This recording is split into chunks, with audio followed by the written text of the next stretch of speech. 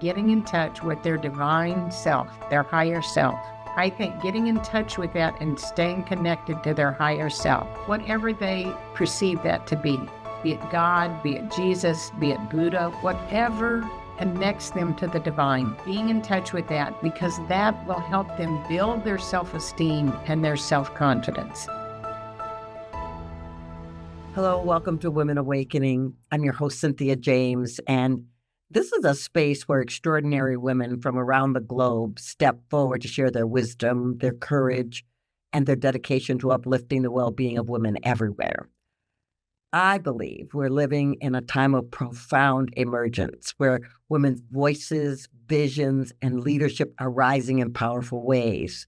I'm deeply grateful to be a conduit, introducing you to these remarkable change makers and their stories of transformation, resilience, and impact. You can find Women Awakening on every podcast platform as well as video on YouTube. Just look for Women Awakening with Cynthia James, and please share these conversations, subscribe, and leave a review. Your reviews truly make a difference in helping us reach more women around the world. So you can also go to my website, cynthiajames.net. I have a newsletter and a community, and I offer many services to support your expression. Now, let me introduce you to my guest today. Nancy Harkins is an award-winning international motivational speaker, corporate trainer, licensed psychotherapist, and founder of Life Choices, LLC. With over 40 years of experience across banking, healthcare, education, and mental health, she's helped thousands navigate communication challenges and emotional breakthroughs. As a longtime practitioner of science of mind philosophy, Nancy integrates spiritual wisdom with grounded therapeutic tools, guiding clients and audiences towards self-empowerment, resilience, and conscious leadership. Her first book, Your Words Have Power. Thank you so much for being here, Nancy. Thank you, Cynthia. It is so wonderful to see you again and to be here in your divine presence. Thank you. I want to start with how you were born, how you grew up. I'm thinking you might not have come on the planet thinking you were going to be a trainer and a psychotherapist. No, I didn't come on the planet that way, but I made an early decision that that's what I wanted to do. And I had many roadblocks along the way, as I'm sure you're aware. I married right out of high school. I was born and raised in San Antonio, Texas, and I got married right out of high school to a man much older than me, and that was a very tumultuous relationship. He's a good man, and he had alcohol problems, and that got in the way of our relationship. The good news is what I got out of that was a beautiful daughter that I love so much. She's a wonderful woman. And unfortunately, I literally escaped with her in my life from that relationship. And that's another long story that doesn't need to be told. But within a little over a year, I got into my second marriage. And again, he too is a wonderful man, still a very wonderful man. And our lives just took totally different trajectories. And so towards the end of that marriage, I found myself sitting in a conference room in a hotel, attending an assertiveness training seminar. And at the end of that seminar, that seminar had opened up a whole new world for me. In fact, when I went to my boss and told him I wanted to attend this seminar, he said to me, "Oh, that's all I need is for you to be more assertive." They said, "No, I think that what I am is aggressive and I want to be more assertive." So at the end of the seminar, I walked up to the trainer and the speaker, and I said to her, "I want to be a seminar leader and a speaker like you are. What would I do? How would I start?" And she said, "Well, first, you need a degree. Do you have a bachelor's degree?" And I said, "No, I have 3 college credits." And she said, "Well, second, you need to be available to travel all over many places and to conduct the seminars. Are you available for travel?"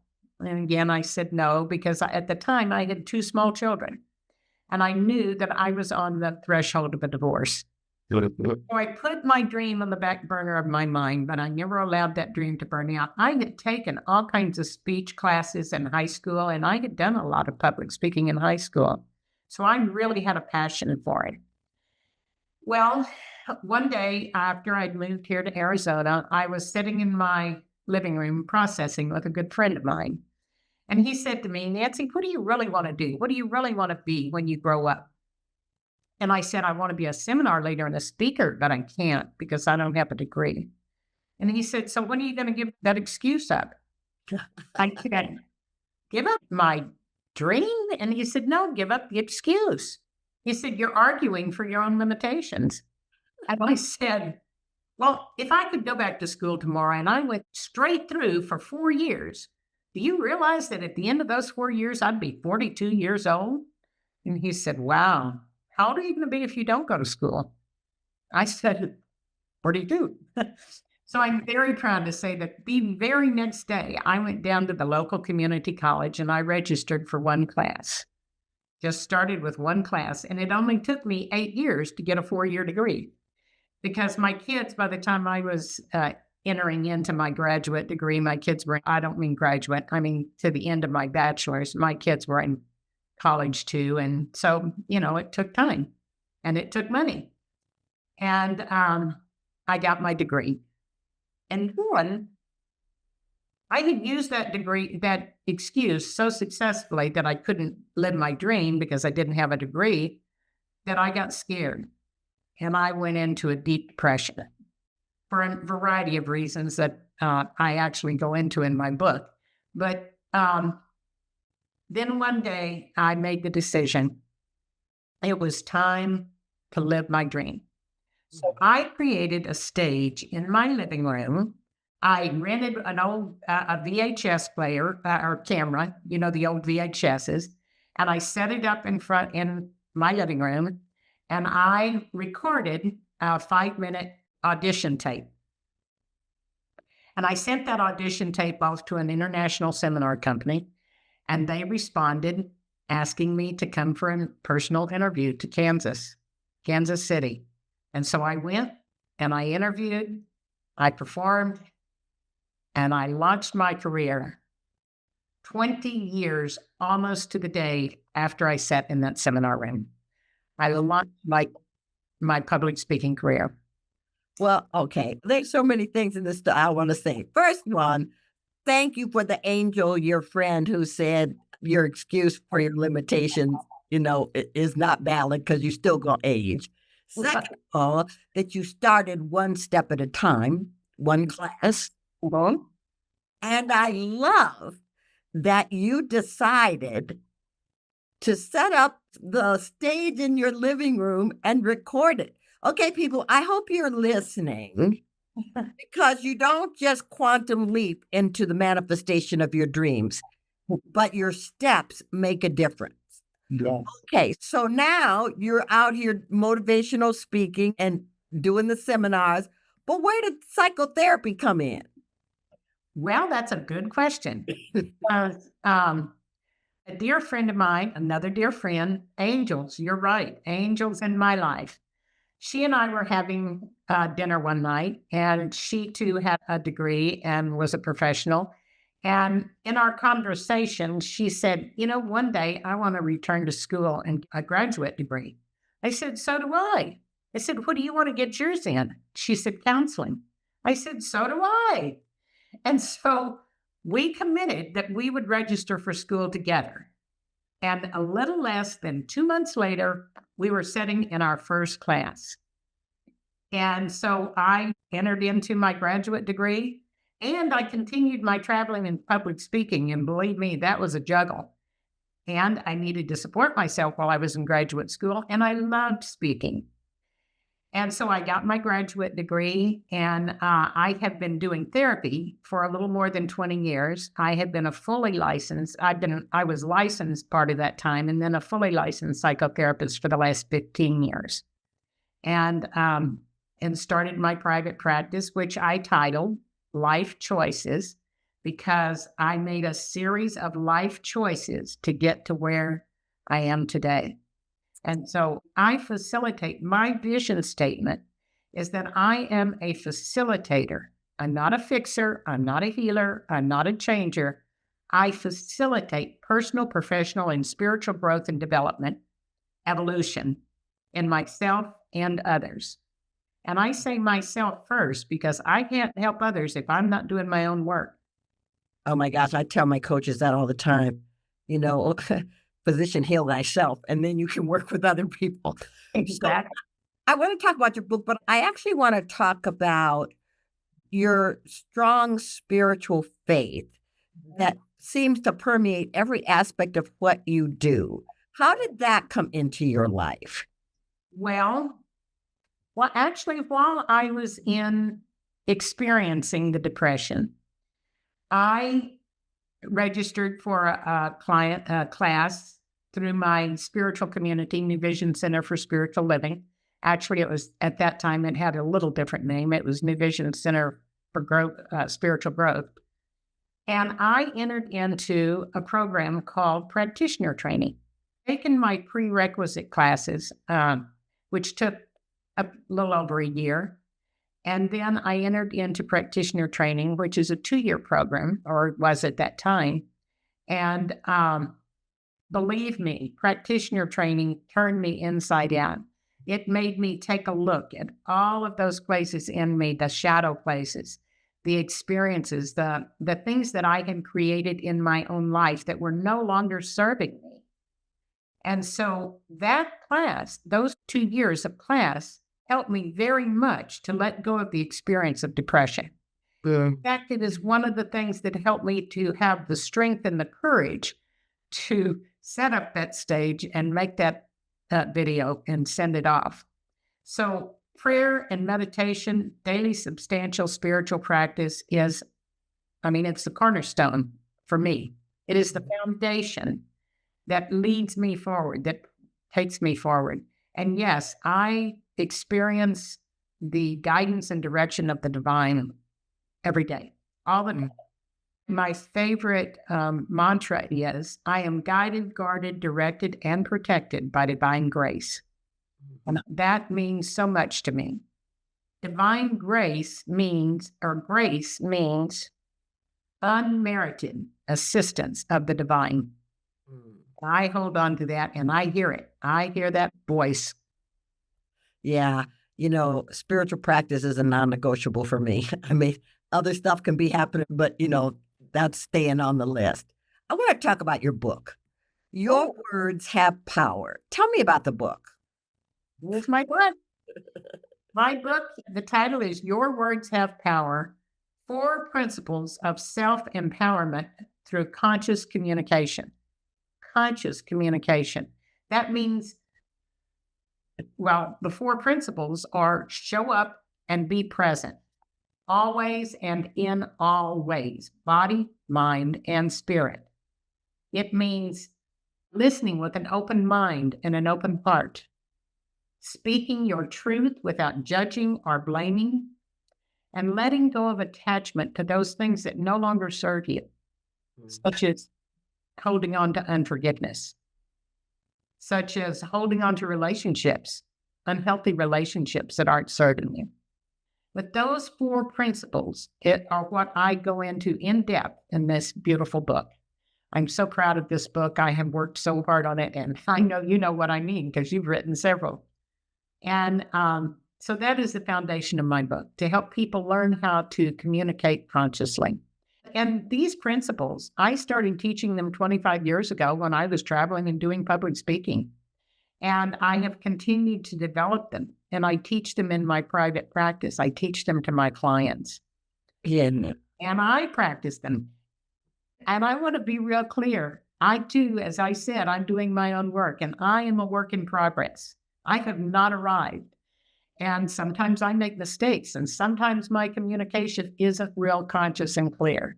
And so what I do, I acknowledge it, I recognize it and acknowledge it. I reset my intention and I start again. Yeah. That's what we do.